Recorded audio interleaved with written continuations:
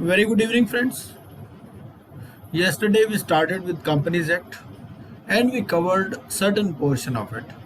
Today we will start with Chapter 7 of Companies Act, which relates to management and administration. It covers sections 88 to 122. Provisions regarding registers, they are contained in sections 88 to 91 and 95. Regarding annual returns, sections 92 to 94. Regarding meetings, section 96 to 102 and 121. And regarding requisites of convening a meeting, sections 103 to 120.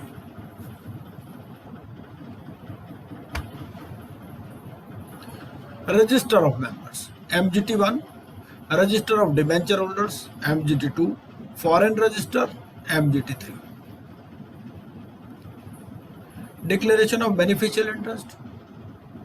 You may be a member, but you may not be holding beneficial interest in company.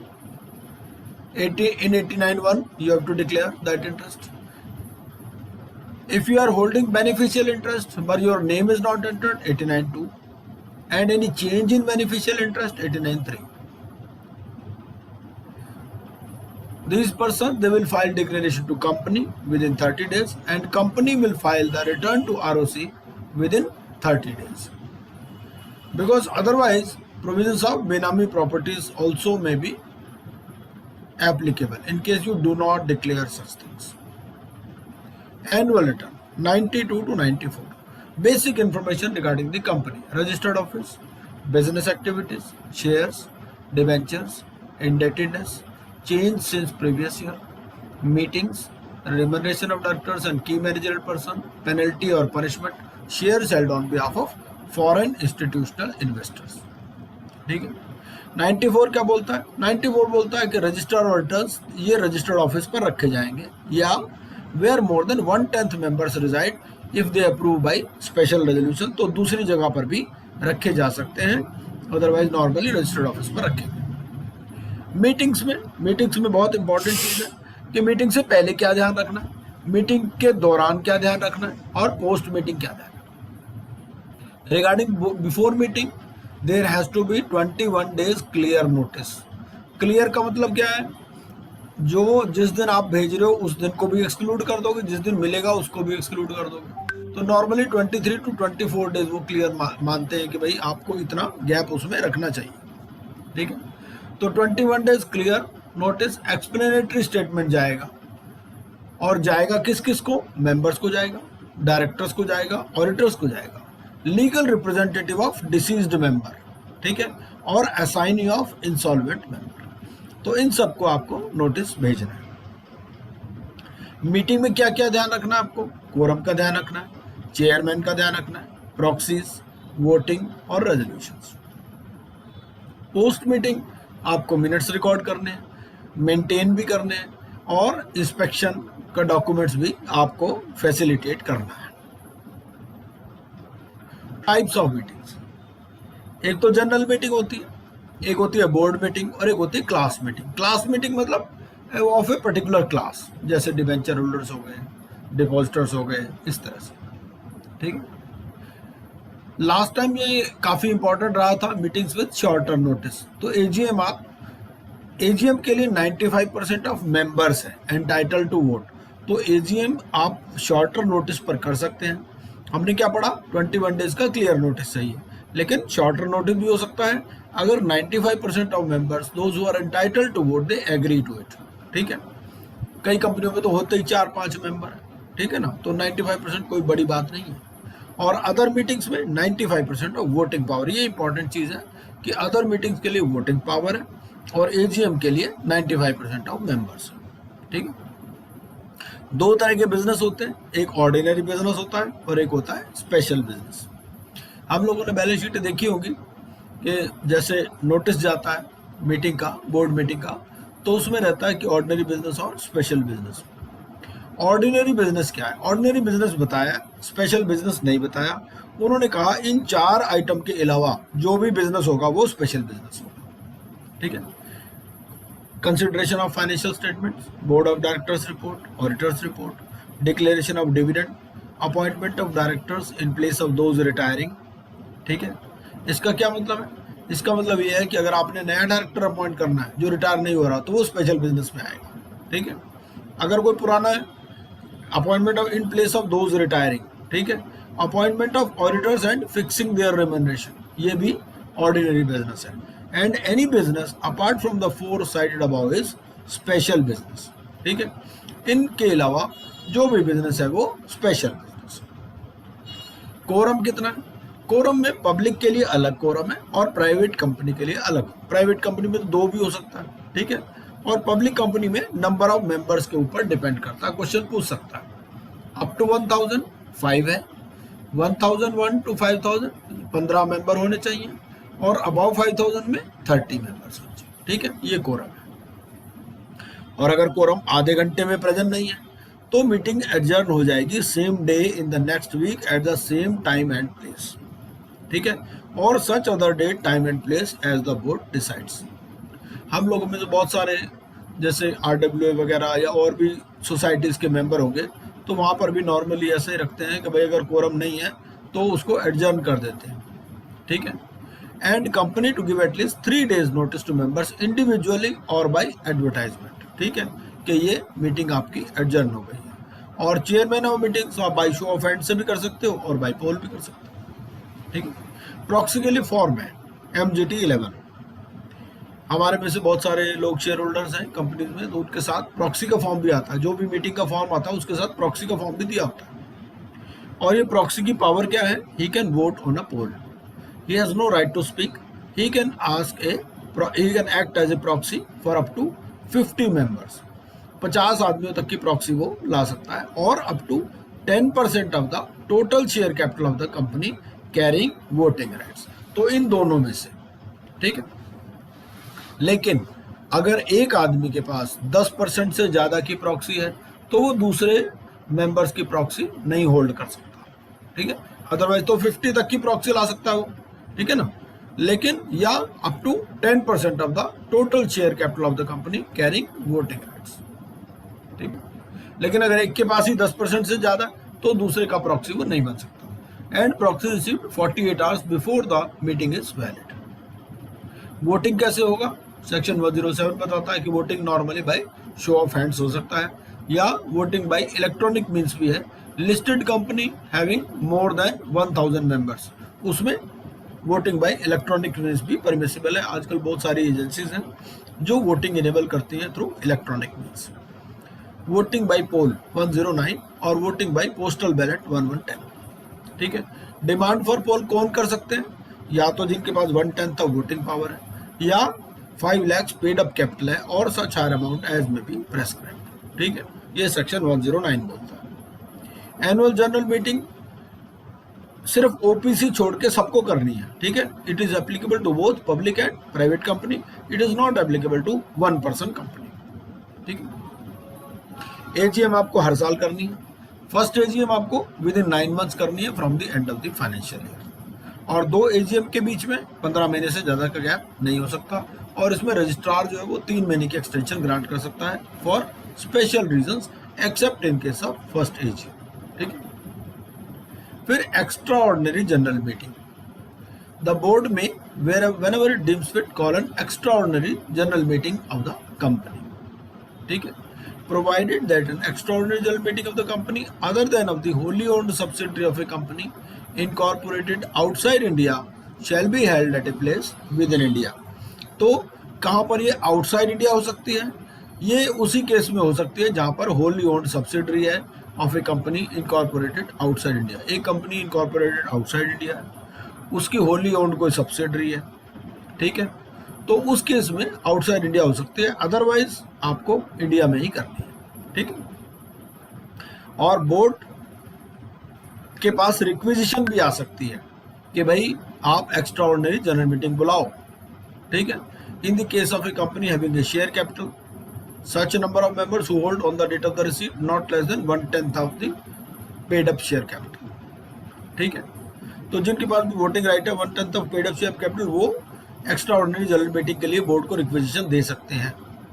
और जिसमें share capital नहीं है तो उसमें members के हिसाब से होगा, not less than 1/10 of the total voting power, ठीक है। और they can call an extraordinary general meeting of the company within the period specified in subsection 4. आगे देखते हैं। ये जो रिक्विजिशन है में ये 1/10 वोटिंग पावर या 1/10 paid up share capital, they will set out the matters for the consideration of it. ये मीटिंग किस लिए बुलाई गई है और रिक्विजिशन इसको साइन करेंगे जो रिक्विजिशनिस्ट है और रजिस्टर्ड ऑफिस पर भेजेंगे। ठीक है, अगर बोर्ड नहीं बुलाता, मान लो एक वैलिड रिक्विजिशन आ गई, बोर्ड फिर भी मीटिंग नहीं बुलाता, ठीक है, within 21 days from the date of the receipt of a valid requisition, ठीक है, तो जो रिक्विजिशनिस्ट है वो खुद बुला सकते हैं मीटिंग। ठीक है, proceed to call a meeting for the consideration of that matter on a day not later than 45 days from the date of receipt of such requisition. The meeting may be called and held by the requisitionists themselves within a period of 3 months from the date of the requisition. तो requisition के 3 महीने के अंदर रिक्विजिशनिस्ट खुद meeting बुला सकते हैं। ठीक है, और ये मीटिंग ऐसे ही होगी जैसे बोर्ड मीटिंग कंडक्ट करता है और उसके जो एक्सपेंसेस हैं वो उनसे रिकवर किए जाएंगे जिनको जो कि डायरेक्टर्स इन डिफॉल्ट है। ठीक है,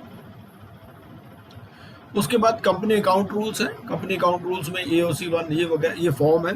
फॉर्म के ऊपर ऐसे नॉर्मली पूछेगा नहीं वो AOC 1 वगैरह से, लेकिन कई बार क्या होता है कि आपको ये बेसिक ध्यान होना चाहिए कि AOC जो है फॉर्म अकाउंट से रिलेटेड है ना, तो उससे भी थोड़ा आइडिया आप ले सकते हैं।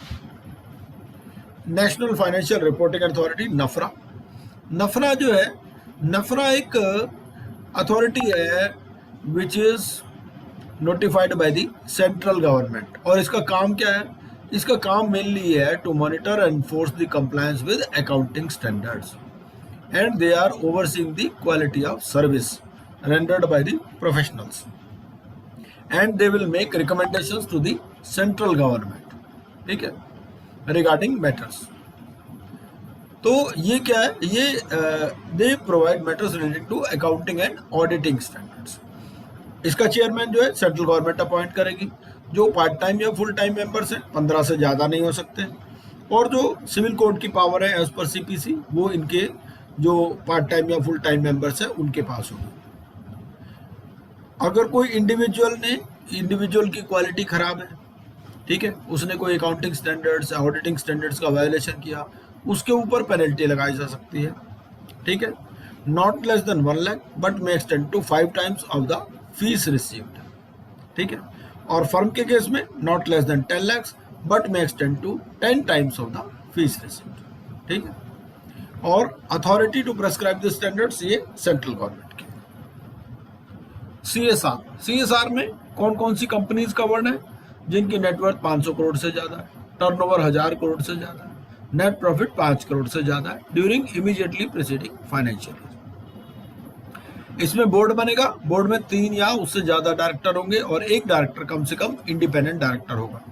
कितना स्पेंड करना है, at least 2% of the average net profits made during the 3 immediately preceding financial year. और कहां पर स्पेंड करना है, ऑन प्रोजेक्ट्स और programmes relating to activities specified in schedule 7। ठीक है, उसके बाद ये जो बुक्स ऑफ अकाउंट्स के बारे में, बुक्स ऑफ अकाउंट्स आपको कैसे रखनी है, सेक्शन 128 बताता है कि बुक्स ऑफ अकाउंट्स आपको एक्रूअल बेसिस पे रखनी है, डबल एंट्री सिस्टम में रखनी है।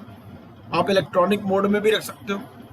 अकाउंट्स आपको 8 साल तक रखने हैं unless a lengthier period is directed by the central government. कई बार क्या होता है, कोई कोर्ट केस वगैरह चल रहे होते हैं तो उस केस में वो लॉन्गर पीरियड भी प्रेस्क्राइब कर सकते हैं। सेक्शन 129 है, अकाउंट्स आपको एज पर शेड्यूल 3 बनाने हैं। जो पुराना कंपनी एक्ट था उसमें शेड्यूल 6 था, यहाँ पर शेड्यूल 3 है। सेक्शन 130 कहता है कि reopening of accounts on the order of the court और ट्रिब्यूनल। तो कुछ केसेस में आपके अकाउंट्स जो है उनको रीओपन भी किया जा सकता है अगर कोर्ट या ट्रिब्यूनल का ऑर्डर हो। ठीक है, आपको अकाउंट्स कब कब भेजनी है, not less than 21 days before the date of the meeting. ठीक है, रजिस्ट्रार के पास कब फाइल करने हैं, within 30 days of the date of the AGM। ठीक है, और अगर AGM में अडॉप्ट नहीं हुए तो क्या होगा, तो भी within 30 days of the date of AGM आपको फाइल करना है, चाहे अडॉप्ट हो चाहे नहीं हो। स्टैंडर्ड्स ऑफ अकाउंटिंग आपके कहाँ दिए हुए हैं, कंपनीज एक्ट 1956 में। ठीक है, और ओपीसी कब फाइल करेगी? ओपीसी फाइल करेगी within 180 days from the closure of the financial year. क्यों?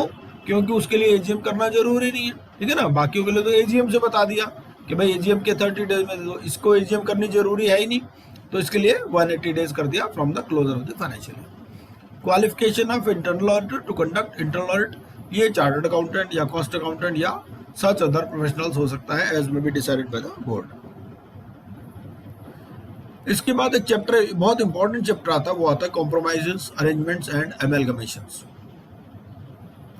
इसमें क्या हुआ कि ये वाले प्रोविजन जो कॉम्प्रोमाइज, अरेंजमेंट्स और एमेलगमेशन वाले प्रोविजंस थे, ये काफी बाद में नोटिफाई हुए। तो पहले तो कंपनीज एक्ट 1956 के हिसाब से चल रहे थे 14 दिसंबर 2016 तक। फिर 7 नवंबर 2016 को गवर्नमेंट ने नोटिफाई किया और ये कहा कि भाई 15 दिसंबर से जो है ये सेक्शंस 232, 233, 235 टू 240, 270, 288 ये आपके एप्लीकेबल हो जाएंगे, दीज विल बी एनफोर्स, ठीक है। लेकिन इस तब भी रूल्स नहीं आए थे। तो फिर उसके बाद क्या हुआ, 14 दिसंबर को इन्होंने रूल्स इशू किए एमसीए ने। वो रूल्स का नाम रखा companies compromises, arrangements and amalgamation rules, और ये रूल्स इफेक्टिव हुए आपके 15 दिसंबर 2016 से। तो 15 दिसंबर 2016 से जो कॉम्प्रोमाइज, अरेंजमेंट्स और एमेलगमेशन के मैटर हैं, ये कंपनीज एक्ट 2013 के हिसाब से चलेंगे। उससे पहले वाले जो है वो कंपनीज एक्ट 1956 के हिसाब से चलेंगे। इसका प्रोसेस होता क्या है? कॉम्प्रोमाइज का मतलब क्या है? कॉम्प्रोमाइज का मतलब ये है कि भाई आप कॉम्प्रोमाइज कर रहे हो, मतलब जितना आपका ड्यू था उससे कम लेने में आप राजी हो, ठीक है। किस किस के बीच में हो सकता है? कंपनी और उसके क्रेडिटर्स के बीच में, या any class of them, between A company and its members और एनी क्लास ऑफ देम, ठीक है। कौन एप्लीकेशन फाइल कर सकता है? तो एप्लीकेशन जो है कंपनी भी फाइल कर सकती है, क्रेडिटर भी फाइल कर सकता है, मेंबर भी कर सकता है, ठीक है। और जो कंपनी जिसकी वाइंडिंग अप चल रही है उसमें लिक्विडेटर भी फाइल कर सकता है, ठीक है। फाइल किसको करनी है? एनसीएलटी के पास करनी है। जॉइंट एप्लीकेशन, जहां पर एक से ज्यादा कंपनी इन्वॉल्व है इस स्कीम में, तो उसमें यह है कि such application may at the description of such company be filed as a joint application. अब conditions for serving of application in situation where application is not served by the company. भाई हमने ये देखा कि एप्लीकेशन कंपनी भी लगा सकती है और दूसरे लोग भी लगा सकते हैं। तो अगर मान लो दूसरे लोगों ने लगाई तो कंपनी को कैसे पता चलेगा भाई एप्लीकेशन लगी, ठीक है ना। तो जब अगर कंपनी ने एप्लीकेशन नहीं लगाई तो then at least 14 days before the date fixed for the hearing of the notice by the tribunal a copy of the notice of admission and of the affidavit shall be served on the company. तो उस ये notice of admission की copy और affidavit ये जो है company को भी दिया जाएगा, ठीक है। और जहां पर कंपनी की वाइंडिंग अप चल रही है उसमें उसके लिक्विडेटर को दिया जाएगा, ठीक है। And the applicant shall also disclose to the tribunal in the application the basis on which each class of members or creditors has been identified for the purpose of approval of the scheme, ठीक है। क्योंकि जैसे इसमें class भी application लगाती है, class of members या class of creditors, तो वो बताएगा कि हमने ये क्लास ऑफ मेंबर्स या जो क्लास ऑफ क्रेडिटर्स है इसको कैसे आइडेंटिफाई किया है, ठीक है। फॉर्मेट क्या होना? Application to the tribunal for compromise arrangement will be submitted in form NCLT 1. NCLT 1 में लगेगी। उसके बाद में एक नोटिस ऑफ एडमिशन होगा फॉर्म NCLT 2 में, एफिडेविट जाएगा NCLT 6 में, फिर कॉपी ऑफ स्कीम बनेगी ऑफ कॉम्प्रोमाइज एंड अरेंजमेंट, ठीक है।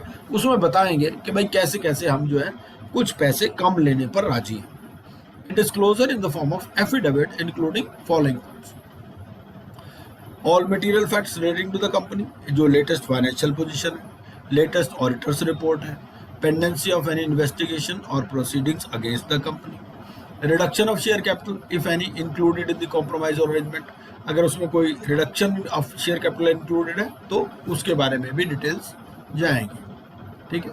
कोई सीडीआर की स्कीम, कॉर्पोरेट डेट रिस्ट्रक्चरिंग की, इसमें क्या कॉन्सेंट चाहिए आपको? At least 75% of the secured creditors in value, ठीक है। इंक्लूडिंग ए क्रेडिटर्स रिस्पॉन्सिबिलिटी स्टेटमेंट, एक क्रेडिटर्स रिस्पॉन्सिबिलिटी स्टेटमेंट जाएगी फॉर्म CAA 1 में, ठीक है। And safeguards for the protection of other secured and unsecured creditors, क्योंकि 75% ने कॉन्सेंट दे दी, इसका मतलब बाकी तो रह गए ना, मान लो 90% ने कंसेंट दे दी, ठीक है, तो 10% का आप इंटरेस्ट कैसे सेफगार्ड करोगे उसके बारे में भी डिटेल जाएगी, ठीक है। और report by the auditor that the fund requirements of the company after the CDR as approved shall confirm to the liquidity test based upon the estimates provided to them by the board. कि ये ना हो कि corporate debt restructuring की scheme भी दे दो, उसके बाद भी कंपनी में लिक्विडिटी ना आए, तो उसके लिए ऑडिटर से एक रिपोर्ट जाएगी कि जो फंड रिक्वायरमेंट है वो लिक्विडिटी टेस्ट को मीट करेंगे, ठीक। Where the company proposes to adopt the corporate debt restructuring guidelines specified by RBI, statement to that effect, ठीक है। फिर एक वैल्यूएशन रिपोर्ट जाएगी in case of shares and the property and all assets tangible and intangible, movable and immovable of the company by a registered valuer, तो ये भी सारी detail इसमें जाएगी। और the applicant shall also disclose to the tribunal in the application the basis of identification, ठीक है, कि जैसे उसने किस क्लास को कैसे आइडेंटिफाई किया। अब upon hearing of the application tribunal अगर चाहेगा तो मीटिंग बुला लेगा, ठीक है। Tribunal shall unless it thinks fit for any reason to dismiss the application. भाई ट्रिब्यूनल के पास कॉम्प्रोमाइज अरेंजमेंट्स एंड एमलगमेशन की एप्लीकेशन गई तो वो या तो रिजेक्ट कर सकता है या एक्सेप्ट कर सकता है। अगर रिजेक्ट नहीं करता तो it may give such directions and orders as it may think necessary in respect of meeting of the creditors और क्लास ऑफ क्रेडिटर और मेंबर्स और क्लास ऑफ मेंबर्स, ठीक है। भाई वो कह देगा ऐसे ऐसे मीटिंग बुला लो, ठीक है। उसमें वो क्या करेगा, he will fix the time and place of the meeting और मीटिंग्स मतलब कई बार क्या होता है 4-4 मीटिंग करनी होती है, ठीक है ना, तो वो सारा पूरा शेड्यूल दे देगा एनसीएलटी। फिर appointing a chairperson and scrutiniser for the meeting और मीटिंग्स टू बी हेल्ड। ये जो चेयरपर्सन है, ये चेयरपर्सन कंपनी का चेयरपर्सन नहीं है, ये उस मीटिंग का चेयरपर्सन है जो एनसीएलटी अपॉइंट करेगा, ठीक है। And fixing the terms of his appointment including remuneration. फिर notice to be given of the meeting और meetings and the advertisement of such notice. फिर determining the values of the creditors और the members और the creditors और members of any class whose meetings have to be held, ठीक है। फिर determining the values of the creditors और the members और the creditors और मेंबर्स, ठीक है। Notice to be given to sectoral regulators और अथॉरिटीज। भाई कोई इलेक्ट्रिसिटी कंपनी है तो इलेक्ट्रिसिटी के रेगुलेटर को दिया जाएगा, सेबी रेगुलेटेड है तो सेबी को दिया जाएगा, कोई इंश्योरेंस वाली कंपनी है तो आईआरडीए को, जो भी उसका सेक्टरल रेगुलेटर है उसको भी नोटिस दिया जाएगा, ठीक है। या जो अथॉरिटीज है नॉर्मली गवर्नमेंट को भी नोटिस दिया जाता है, central government, income tax, GST वगैरह। तो भाई आपको भी कोई रिजेक्शन है तो 30 दिन के अंदर बता दो। The time within which the chairperson of the meeting is required to report the result of the meeting to the tribunal, ठीक है। तो चेयरपर्सन ये अपॉइंट कर देता है एनसीएलटी और उसको भी टाइम देता है कि भाई जब मीटिंग हो जाए तब हमें इसका रिजल्ट बताना कि मीटिंग में क्या रहा, ठीक है। Such other matters as the tribunal may deem necessary. Notice जो है मीटिंग का ये जाएगा CAA-2 में। फिर किन किन को नोटिस जाएगा, notice shall be sent individually to each of the creditors or members and the debenture holders at the address registered with the company, ठीक है। Person authorised to send the notice एक तो चेयरमैन ऑफ द कंपनी और if tribunal so direct by the company,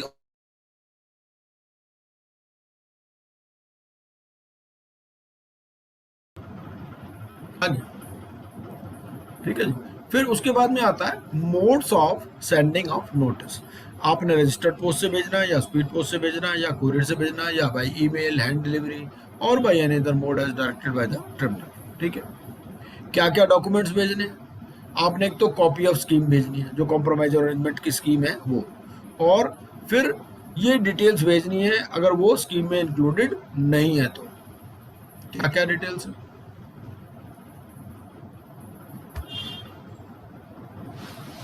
Details of the order of the tribunal, directing the calling, convening and conducting of the meeting, date of the order, date, time and venue of the meeting.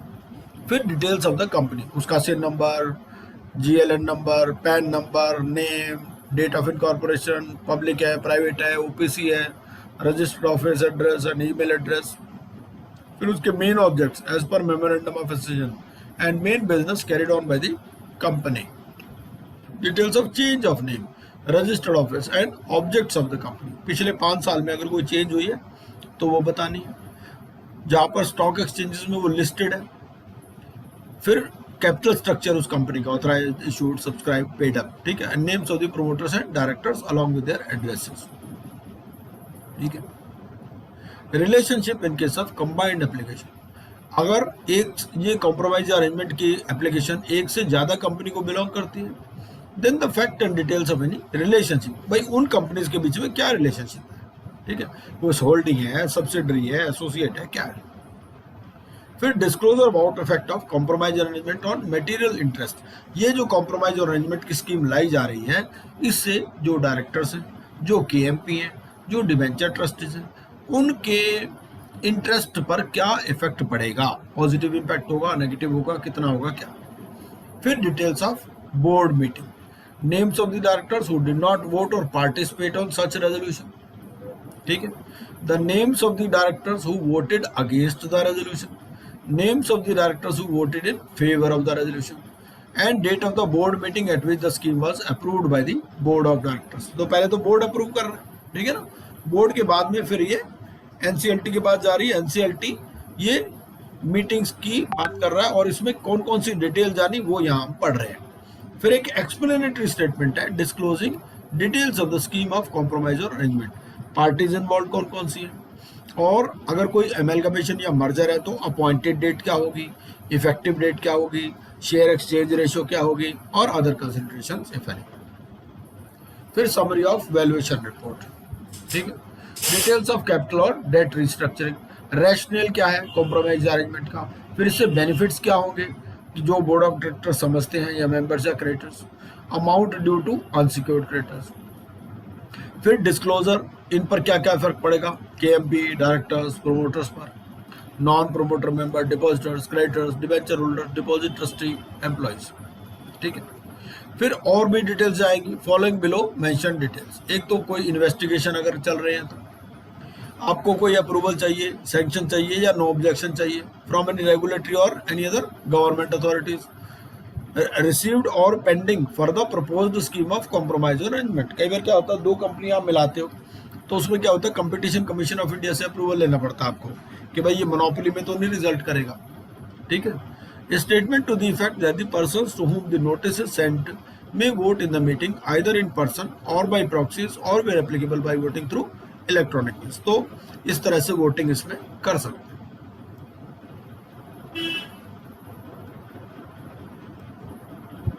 ठीक है जी।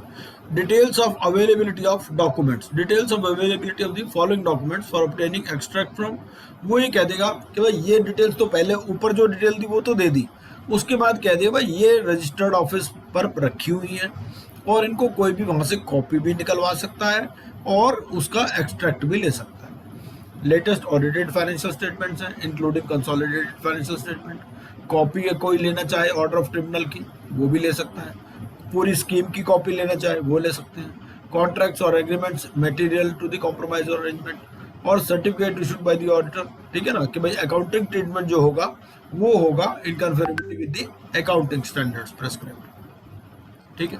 सच other information और documents as the board और management believes necessary and relevant for making decision for और against the company. फिर advertisement होगी of notice of meeting, ये जो notice of meeting है ये एडवर्टाइज होगा फॉर्म CAA 2 में, ठीक है, एक इंग्लिश न्यूज़पेपर में और एक वर्नाकुलर लैंग्वेज न्यूज़पेपर, उसमें it shall indicate the time within which copies shall be made available to the concern person free of charge from the, वो उसमें लिख दिया जाएगा कि भाई अगर आप पूरी स्कीम की कॉपी लेना चाहो तो आप रजिस्टर्ड ऑफिस से ले सकते हो। ये जो न्यूज़पेपर की जो एडवर्टाइजमेंट होगी it shall be published on the website of the company कम से कम 30 दिन पहले before the date fixed for the meeting as directed by the tribunal. और अगर लिस्टेड कंपनी है तो ये सेबी की वेबसाइट पर भी जाएगी और जो स्टॉक एक्सचेंज जहां पर सिक्योरिटीज लिस्टेड है वहां पर भी, ठीक है। नोटिस टू स्टैट्यूटरी अथॉरिटीज, तो notice in form number CA3 along with copy of scheme,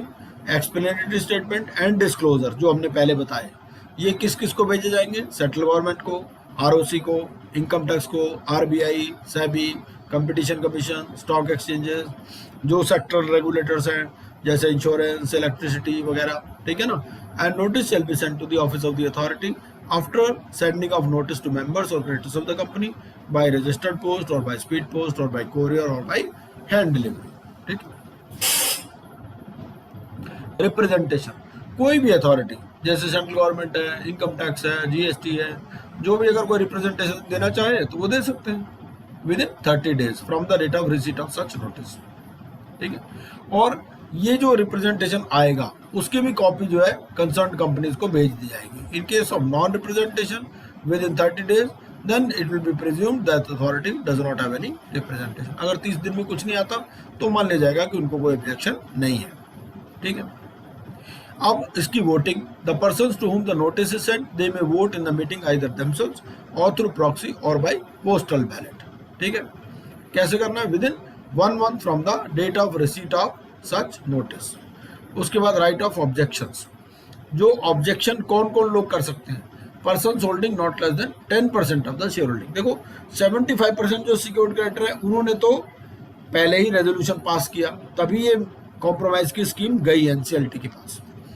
फिर भी ऐसे हो सकते हैं, अगर किसी ने ऑब्जेक्शन करना है तो कम से कम 10% होनी चाहिए, या having outstanding debt amounting to not less than 5% of the total outstanding debt as per the latest audited financial statement, ठीक है। तो या तो 10% शेयर होल्डिंग वाले या 5% ऑफ टोटल आउटस्टैंडिंग डेट वाले ही ऑब्जेक्शन इसमें कर सकते हैं। फिर और क्या क्या कंडीशंस है कॉम्प्रोमाइज और अरेंजमेंट के लिए? तो ये कॉपी ऑफ कॉम्प्रोमाइज और arrangement is to be furnished by the company.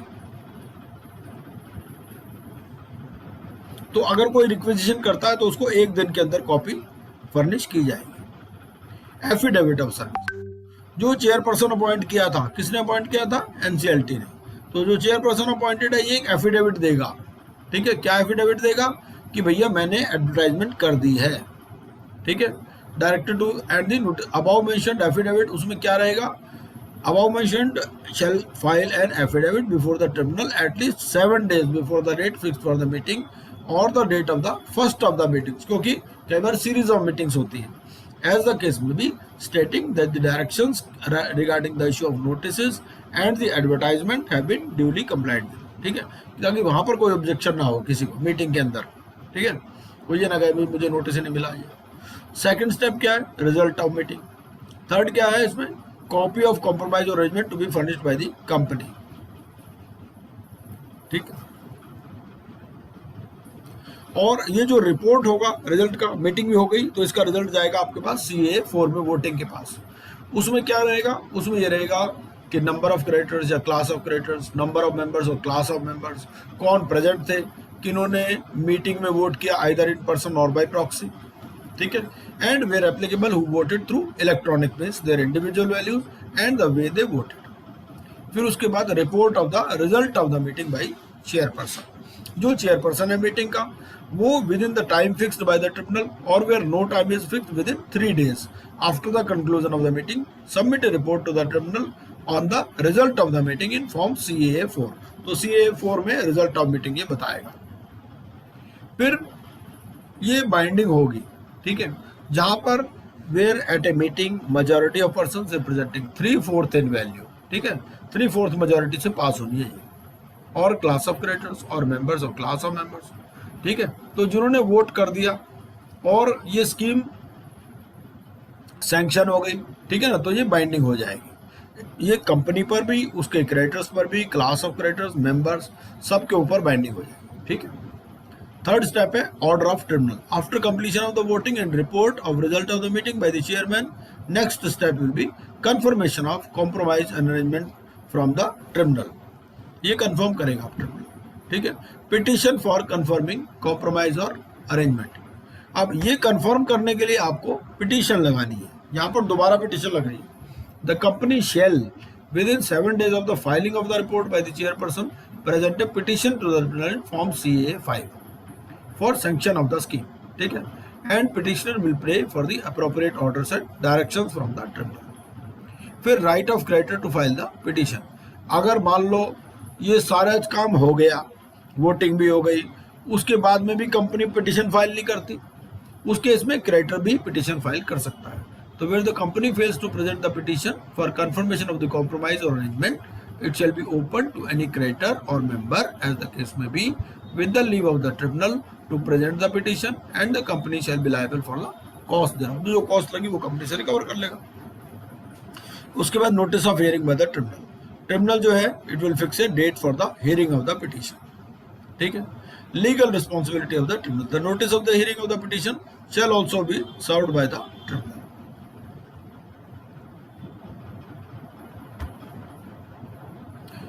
किस किस को नोटिस देगा? To the ऑब्जेक्टर्स। ऑब्जेक्टर कौन कौन थे? 10% share capital, 5% outstanding debt. To their representatives under subsection 4 of section 230, to the central government other authorities, जिन्होंने representation दिया है उनको भी टाइम दिया था ना 30 दिन का, तो जिन जिन्होंने भी ऑब्जेक्शन किया है उनको जो है हियरिंग का नोटिस देगा ट्रिब्यूनल, ठीक है। और जो नोटिस ऑफ हियरिंग है it shall B advertised in the same newspaper. जहां पर नोटिस ऑफ मीटिंग एडवर्टाइज हुआ था वहीं पर ही नोटिस ऑफ हियरिंग भी एडवर्टाइज होगा। पहले नोटिस था मीटिंग का, अब ये नोटिस है हियरिंग का कि भाई सारे आ जाओ जो जो जो, जो भी जिनको ऑब्जेक्शन है, ठीक है, कि हम फाइनल ऑर्डर पास करने जा रहे हैं, ठीक है। और जो ऑर्डर है फाइनल ऑर्डर वो होगा फॉर्म CA 6 में। And the order shall include such directions in regard to any matter or such modifications in the compromise arrangement as the tribunal may think fit to make for the proper working of the compromise arrangement। ये जो tribunal का order है ये ROC के साथ file होगा within a period of 30 days of the receipt of the copy of order और such other time as may be fixed by the tribunal, ठीक है। Powers of the tribunal. अब अगर ट्रिब्यूनल को लगता है कि ये कॉम्प्रोमाइज या अरेंजमेंट की स्कीम ले तो आए ये, लेकिन ये इम्प्लीमेंट नहीं हो सकती और कंपनी अपने डेट्स भी नहीं दे पाएगी, तो वो फिर वाइंडिंग अप का ऑर्डर इशू कर देंगे। And such an order shall be deemed to be an order made under section 273, ठीक है। ये शेड्यूल ऑफ फीस है, ठीक है। एप्लीकेशन डिसेंटिंग शेयर होल्डर्स के लिए 1000 रुपये है, जो ओरिजिनल एप्लीकेशन लगनी है 5000 रुपये है, अपील अगेंस्ट ऑर्डर 2000 रुपये, ठीक है। ये फिर डिफरेंट फॉर्म्स हैं, इसका मैंने चार्ट बना दिया है, इसको आप देख सकते हैं। ये भी चीज वही है, ठीक है, ये मैंने पहले ही बता दिया आपको सारी बातें इसमें। उसके बाद company registered valuers and valuation rules हैं, इसमें कोई खास बात नहीं है। इसमें 2-3 ही बातें याद रखने वाली हैं। एक तो ये है कि ये तो आपको पता ही है कि भाई 3 साल जिसके पास भी कोई मेंबरशिप हो प्रोफेशनल बॉडी की वो वैल्यूअर बन सकता है। उसके अलावा 2 क्वालिफिकेशन इसमें और है, पोस्ट ग्रेजुएट डिग्री और post graduate diploma with 3 years experience या बैचलर डिग्री और equivalent with 5 years experience. Fees applicable कितनी है? 5000 रुपये। इसमें मेन चीज़ ये है कि अगर वैल्यूअर का कन्विक्शन हो जाता है तो उसकी जो फीस मिली उसका क्या होगा? सबसे पहले तो जो उसको रिमेंडेशन मिली वो वापस करनी पड़ेगी, डैमेजेस देने पड़ेंगे कंपनी को, और अगर कोई दूसरे आदमी को कोई लॉस हुआ है तो वो भी देना पड़ेगा, ठीक है। अगर 247 के प्रोविजंस का कॉन्ट्रावेंशन है तो 25,000 रुपये तक इसमें पेनल्टी है, विच में एक्सटेंड टू 1 लाख, ठीक है। और जो वैल्यूअर अपॉइंटेड होगा bye the company it shall not undertake valuation of any assets in which he has a direct और इनडायरेक्ट इंटरेस्ट और बिकम सो इंटरेस्टेड। ये तो नॉर्मल सी बात है, कोई खास बात इसमें नहीं है, ठीक है। आगे देखते हैं कंपनीज रिमूवल ऑफ नेम्स। तो रिमूवल ऑफ नेम्स के बहुत सारे फॉर्म्स हैं। अब किन किन कंडीशंस में कंपनी का नाम रिमूव हो सकता है? Circumstances when the registrar shall send a notice to the company and all the directors of the company. Company ने अपना बिजनेस शुरू नहीं किया within 1 year of its incorporation, company कोई बिजनेस नहीं कर रही है, या जो सब्सक्राइबर्स टू द मेमोरेंडम है they have not paid the subscription, ठीक है। कंपनी सुओ मोटो भी एप्लीकेशन फाइल कर सकती है फॉर रिमूविंग इट्स नेम, एक स्पेशल रेजोल्यूशन पास करे अपनी सारी लाइबिलिटीज खत्म करके और 75% की कॉन्सेंट ले ले, ठीक है। ये प्रोविजन चला गया वॉलंटरी लिक्विडेशन में, IBC में। Order of the registrar notifying की कंपनी एज डिसॉल्व्ड, ठीक है, under section 248 it may be filed within a period of 3 years from the date of the order. अब अगर एक कंपनी का नाम स्ट्राइक ऑफ हो गया, ठीक है, तो मैक्सिमम टाइम अवेलेबल क्या है to file an application before the tribunal by company? Before the expiry of 20 years from the publication in the official gazette of the notice, ठीक है। तो 20 साल तक दोबारा नाम आ सकता है, 20 साल के बाद नाम वापस कभी भी नहीं आएगा।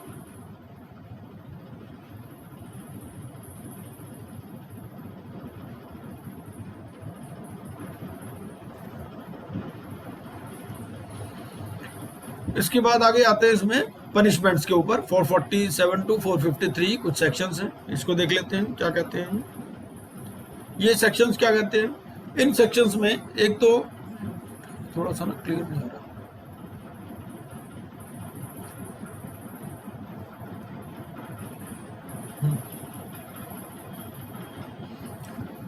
447 में फाइन की बात करता है कि अमाउंट ऑफ फ्रॉड कितना है, तो मिनिमम फाइन जो है अमाउंट ऑफ फ्रॉड के बराबर होगा, ठीक है। और अमाउंट ऑफ फ्रॉड कितना हो, अगर मान लो 10 lakhs है या और मोर या 1% of turnover, which ever is less, ठीक है। अमाउंट ऑफ फ्रॉड के ऊपर भी है और दो बातों पर डिपेंड करता है फाइन या पनिशमेंट, एक तो ये कि अमाउंट ऑफ फ्रॉड कितना है, दूसरा ये कि पब्लिक इंटरेस्ट इन्वॉल्व है या नहीं है, ठीक है। तो अगर अमाउंट ऑफ फ्रॉड 10 लाख या उससे ज्यादा है या 1% ऑफ टर्नओवर, दोनों में से जो भी कम हो, ठीक है, तो मिनिमम फाइन कितना होगा अमाउंट ऑफ फ्रॉड के बराबर, और मैक्सिमम कितना होगा 3 times the amount of fraud, और इम्प्रिजनमेंट होगी 6 महीने से 10 साल तक की। और अगर पब्लिक इंटरेस्ट भी इन्वॉल्व है उस केस में फाइन, मिनिमम फाइन तो अमाउंट ऑफ फ्रॉड के बराबर, मैक्सिमम होगा 3 times the amount of fraud, और इम्प्रिजनमेंट इसमें 3 साल से 10 साल तक है। तो अगर पब्लिक इंटरेस्ट इन्वॉल्व नहीं है तो उस केस में 6 महीने से 10 साल है, और अगर पब्लिक इंटरेस्ट इन्वॉल्व है तो 3 साल से 10 साल तक है, ठीक है। और मान लो अगर अमाउंट ऑफ फ्रॉड 10 लाख से कम है, ठीक है, ऊपर वाला 10 लाख से ज्यादा, अगर 10 लाख से कम है या 1% of turnover which ever is less, और पब्लिक इंटरेस्ट इन्वॉल्व नहीं है, उस केस में फाइन हो सकता है 50 लाख रुपए तक का, और इम्प्रिजनमेंट हो सकती है up to 5 years। Up to 5 years का मतलब मैक्सिमम 5 years है, 1 महीना भी हो सकती है, ठीक है। उसके बाद में इसमें आते हैं सेक्शंस 449, 450, 451, 452 और 453। तो 449 क्या कहता है कि अगर कोई आदमी फॉल्स एविडेंस देता है, ठीक है, तो उसमें पनिशमेंट है कितनी, 3 साल से 7 साल तक की, और फाइन है 10 लाख रुपए तक। 450 क्या कहता है, अगर कोई कहीं पर भी कोई स्पेसिफिक पेनल्टी प्रोवाइडेड नहीं है, जैसे हमने डिफरेंट सेक्शंस देखे उनमें डिफरेंट पेनल्टीज हैं, ठीक है ना, जैसे हमने शेयर्स वाला देखा, शेयर्स में अलग पेनल्टीज हैं, इसी तरह से जो issue of shares at discount था, और भी जो जहाँ जहाँ प्रोविजन थे सब जगह पेनल्टीज प्रेस्क्राइब्ड है। लेकिन वो कहता है अगर कोई पेनल्टी कहीं नहीं दी हुई स्पेसिफिक, तो उस केस में क्या होगा कि आपका फाइन हो सकता है 10,000 रुपये तक, और कंटिन्यूइंग कंट्रावेंशन में 1,000 रुपये पर डे, ठीक है। 451 क्या कहता है, अगर रिपीटेड डिफॉल्ट हो गया with in a period of 3 years, एक बार आपने डिफॉल्ट किया उसका प्रोविजन दिया हुआ, अगर आपका रिपीटेड डिफॉल्ट हो गया तो डबल द फाइन, ठीक है, in addition to any imprisonment provided for that offence, ठीक है। जैसे यहाँ पर 1,000 रुपये पर डे है, तो अगर आपने रिपीटेड डिफॉल्ट कर दिया तो आपको 2,000 रुपये पर डे हो जाएगा। 452 क्या कहता है, punishment for wrongful withholding of property, ठीक है, आपने कंपनी की प्रॉपर्टी को रॉन्गफुली विदहोल्ड किया हुआ, तो you should be punishable with fine which shall not be less than 1 lakh rupees but which may extend to 5 lakh, 1 lakh रुपए से 5 लाख रुपए तक का फाइन है। And to return the property, अब या तो प्रॉपर्टी आप वापस दोगे, अगर आप कह दो प्रॉपर्टी मैंने बेच दी या नहीं है मेरे पास, प्रॉपर्टी का मतलब यार कैश भी हो सकता है, प्रॉपर्टी का मतलब कोई जरूरी नहीं कि प्रॉपर्टी इमूवेबल प्रॉपर्टी होगी, मूवेबल भी हो सकती है, तो या तो आपको वो प्रॉपर्टी वापस करनी होगी या आपको जेल होगी 2 साल तक की मैक्सिमम, ठीक है। सेक्शन 453 कहता है punishment for improper use of the word limited और प्राइवेट, आप प्राइवेट लिमिटेड हो आपने लिमिटेड लिखा हुआ है, आप पार्टनरशिप हो आपने प्राइवेट लिमिटेड लिखा हुआ है, कंपनी का नाम लिख देते ना कई बार, तो उस केस में क्या है, ये फाइन होगा not less than 500 rupees but which may extend to 2,000 rupees for every day for which that name और टाइटल हैज बीन यूज्ड, ठीक है, जितने दिन के लिए आपने यूज किया उतना उसमें पेनल्टी है। अगला देखते हैं फिर एनसीएलटी और एनसीएलटी है, ये इसके कुछ फॉर्म्स हैं, ये मैंने दे रखे हैं। एनसीएलटी में क्या है, एनसीएलटी में जो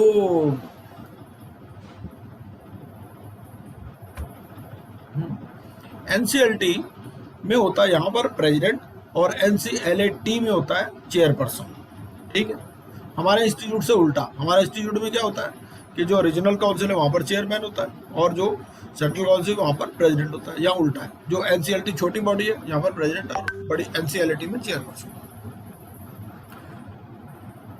ये इसकी कुछ क्वालिफिकेशन, तो he shall be a person who is और हु हैज बीन ए जज of a high court for 5 years, ठीक है, and he will hold office as such for a term of 5 years। तो 5 साल तक ये ऑफिस होल्ड कर सकता है, and he shall hold office as such until the age of 67 years and other members the attain age of 65 years, ठीक है। तो प्रेसिडेंट के लिए 67 है मैक्सिमम और मेंबर्स के लिए 65 है। 5 साल तक ऑफिस होल्ड कर सकता है, और वो या तो प्रेजेंट या पास्ट जज होना चाहिए 5 साल तक का हाई कोर्ट का, ठीक है। सेंट्रल गवर्नमेंट इसको कॉन्स्टिट्यूट करती है, नेशनल कंपनी लॉ ट्रिब्यूनल को। इसमें जुडिशियल मेंबर्स भी होते हैं, टेक्निकल मेंबर्स भी होते हैं। जुडिशियल मेंबर के लिए क्वालिफिकेशन है जज ऑफ ए हाई कोर्ट या डिस्ट्रिक्ट जज फॉर एटलीस्ट 5 years या at least 10 years has been an advocate of a court. Technical member कौन हो सकते हैं? He should be a member. He should be a man of proven ability, integrity, and standing, having special knowledge and experience of not less than 15 years. ठीक है? In law, industrial finance, industrial reconstruction, industrial management or administration, या investment, accountancy, labor matters or such other disciplines related to management, conduct of affairs, revival. Total members 11 से ज़्यादा नहीं हो सकते, और eligibility criteria 50 साल या उससे ऊपर के, ठीक है। प्रिंसिपल बेंच इसकी न्यू दिल्ली में होगी, और डिसीजन में मेजॉरिटी से डिसीजन होगा, ठीक है। अमेंडमेंट अगर कोई करानी है तो within 2 years from the date of the order. Appeal कोई करनी है तो इसकी अपीलेट ट्रिब्यूनल में होगी, एनसीएलटी में। 45 दिन के अंदर अपील हो सकती है, एंड अगर आपने नहीं की तो 45 दिन का और टाइम मिल सकता है, 45 + 45, ठीक है। और टाइम भी दिया हुआ है कि कितने दिन में डिस्पोजल करना है एप्लीकेशन का। It has to be disposed of within 3 months from the date of its presentation. और अगर मान लो आपने 3 महीने में नहीं करी तो नॉट एक्सीडिंग 90 days उसका एक्सटेंशन हो सकता है। तो 90 + 90, 3 months + 90, ठीक है। Place of service of order in case of an order against a company. NCLT ने कोई ऑर्डर इशू किया किसी कंपनी के अगेंस्ट में, तो कहां पर देगा सर्विस, कहां होगी? उसकी रजिस्टर्ड ऑफिस, ठीक है। अगर किसी पर्सन के अगेंस्ट में ऑर्डर है तो वो जहां पर रहता है या जहां पर बिजनेस करता है, ठीक है। ये पब्लिक सर्वेंट्स हैं, इनको इम्यूनिटी ग्रांटेड है, ठीक है। ये तो सारा देख सकते हो, इनको खास बात नहीं। नंबर ऑफ कॉपीज कितनी लगानी है ये सारा आप देख सकते हो, इसको खास इसमें इतना कोई इंपॉर्टेंट नहीं है। एनसीएलटी की जहां तक बात है, एनसीएलटी चेयरपर्सन इसका हेड होता है, और उसका भी 5 साल तक का टर्म हो सकता है, या till the completion of 70 years। वहां पर कितना था? 67 था, यहाँ पर कितना है? 70। और जो मेंबर है, he will eligible for reappointment for another term of 5 years and age of 70 years, 67 years, ठीक है। तो वहां पर कितना था? वहां पर था उसमें 67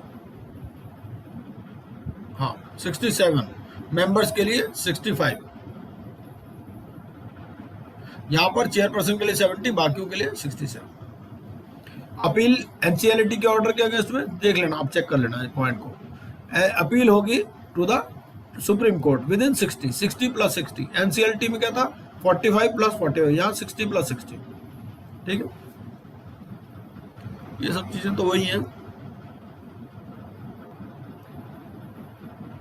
फिर इसके अलावा स्पेशल कोर्ट्स हैं। ये स्पेशल कोर्ट्स क्या होता है? कोई नॉन कॉग्निजेबल ऑफेंस है, ठीक है। इसमें क्या होता है कि कंपनी कोर्ट्स, सेंट्रल गवर्नमेंट जो है कुछ स्पेशल कोर्ट्स एस्टेब्लिश कर सकती है, और person conducting a prosecution before a special court shall be deemed to be a public prosecutor, ठीक है। And every offence under the companies act 2013 except the offence referred to in section 2126 shall be deemed to be non cognizable. Note, cognizable offences are covered in section 447 covering a fraud of 10 lakhs और 1% of turnover, ठीक है।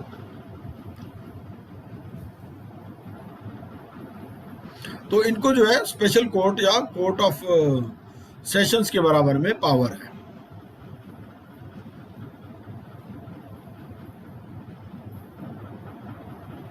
ये mediation conciliation के बारे में कुछ देख लीजिएगा, आपको खास बात नहीं है। अब वाइंडिंग अप ऑफ कंपनीज पे चलते हैं, ठीक है। तो सेक्शन 271 बताता है grounds for winding up of a company. Company special resolution pass करनी है कंपनी को, ठीक है, अगर खुद वाइंड अप करना है तो। It has acted against the interest of sovereignty integrity. भाई वाइंडिंग अप वाले प्रोविजन दो जगह चले गए, दो तो चले गए आईबीसी में। अगर डिफॉल्ट होता तो सेक्शन 10 में एप्लीकेशन लगेगी, अगर वॉलंटरी लिक्विडेशन है तो सेक्शन 59 में एप्लीकेशन लगेगी। वो तो चले गए आईबीसी में। उसके अलावा बाकी बचा खुचा जो सामान है वो यहीं पर रह गया कंपनीज एक्ट में। ठीक है, तो if company has acted against the interest sovereignty and integrity, या if on an application made by the registrar और द पर्सन, ठीक है, tribunal is of the opinion that the affairs of the company have been conducted in a fraudulent manner और there was a fraud, तो उस केस में यहां पर वाइंडिंग अप हो सकती है। ठीक है, पिटीशन कौन लगा सकता है? Company, contributory, registrar, any other person authorised by the central government. ठीक है, और पेनल प्रोविजन है against the director officer in case of failure to complete accounts and audit. तो उस केस में क्या है कि पनिशेबल विद इंप्रिजनमेंट है for a term which may extend to 6 months और with fine which shall not be less than 25,000 but which may extend to 5 lakhs or with both। ठीक है,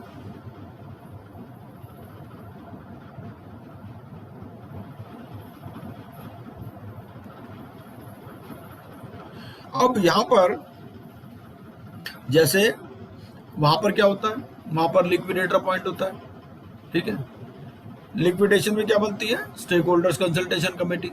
यहां पर बनती है वाइंडिंग अप कमेटी। ठीक है, तो सेक्शन 277 उसकी बात करता है कि intimation of passing of winding up order और अपॉइंटमेंट ऑफ प्रोविजनल लिक्विडेटर, ये है within a period not exceeding 7 days। ठीक है, और सेक्शन 277 कहता है कि within 3 weeks from the date of passing of the winding up order, company liquidator shall make an application to the tribunal for constitution of a winding up committee and monitor the progress of liquidation. इस winding up committee में कौन कौन लोग होंगे? एक तो जो official liquidator है अटैच टू द ट्रिब्यूनल, फिर नॉमिनी होंगे सिक्योर्ड क्रेडिटर्स के, और एक प्रोफेशनल होगा नॉमिनेटेड बाय द ट्रिब्यूनल। ठीक है, और ये जो ऑर्डर होगा for the winding up, it shall operate in favour of all the creditors and all the contributories as if it has been made on their joint application. और effect of passing of winding up order क्या होगा कि एक तो no suit, जैसे moratorium वाला effect है, no suit और other legal proceeding shall be commenced, और अगर कोई पेंडिंग है तो they can be proceeded with by और against the company only with the permission of the tribunal. ठीक है, और अगर कोई प्रोसीडिंग पेंडिंग है in appeal before the supreme court या हाई कोर्ट, उन पर इसका कोई इफेक्ट नहीं पड़ेगा।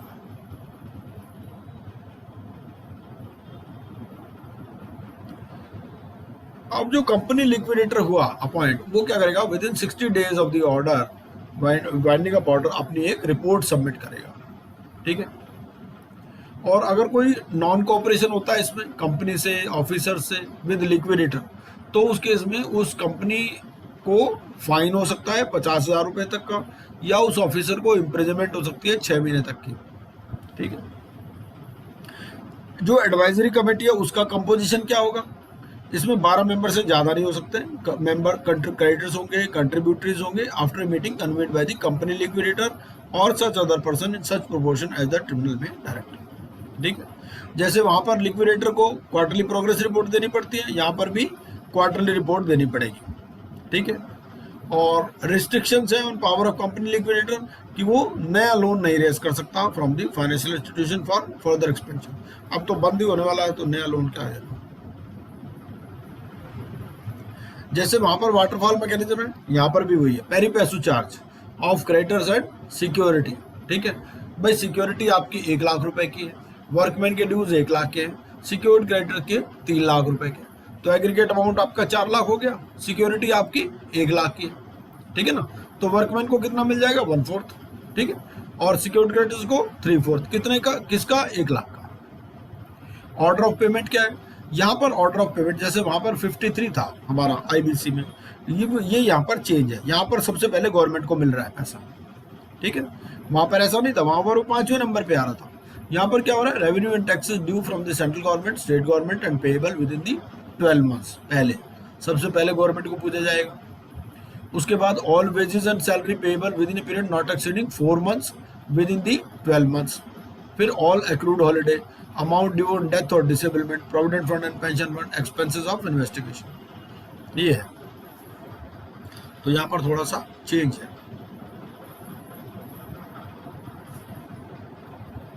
ये कुछ पेनल्टीज हैं, आप देख लीजिएगा, खास बात नहीं है।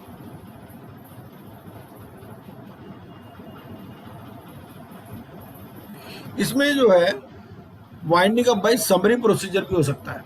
जैसे वहां पर हमने क्या पढ़ा था, वहां हमने CIRP पढ़ा था और एक फास्ट ट्रैक पढ़ा था ना, तो ऐसे ही यहाँ पर वाइंडिंग अप है समरी प्रोसीजर। अगर कंपनी के एसेट्स की बुक वैल्यू 1 करोड़ से ज्यादा नहीं है तो समरी प्रोसीजर से भी वाइंडिंग अप हो सकती है।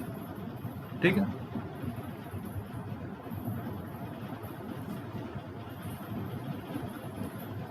उसके बाद इसमें कुछ केस स्टडीज देख लेते हैं कंपनीज एक्ट से रिलेटेड।